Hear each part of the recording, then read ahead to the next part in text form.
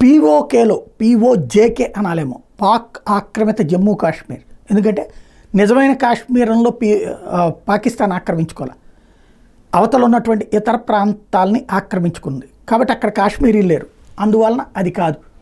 అయితే అసలైనటువంటి అంశం ఏంటంటే అక్కడ బెలూచ్ ప్రాంతంలో గిల్గిట్ బల్టిస్తాన్ ప్రాంతంలో భారత అనుకూల పాకిస్తాన్ వ్యతిరేక ఉద్యమాలు జరుగుతున్నాయి.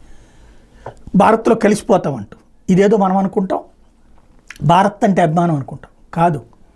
ఇదివరకు పాకిస్తాన్లో ఉన్నటువంటి రాజకీయ పార్టీలు ప్రతిదానికి భారత్ పేరు వాడుకునే, అక్కడ రాజకీయాలు మేజర్ అయ్యి వాళ్ళ రాజకీయ ఫెయిల్యూర్ వచ్చేటప్పుడల్లా భారత్ మీద దాడి చేయడము, భారత్లో ఉగ్రవాద దాడి చేయించడము, తద్వారా ఆ రూట్లోకి ప్రజల అటెన్షన్ డైవర్ట్ చేసేసి.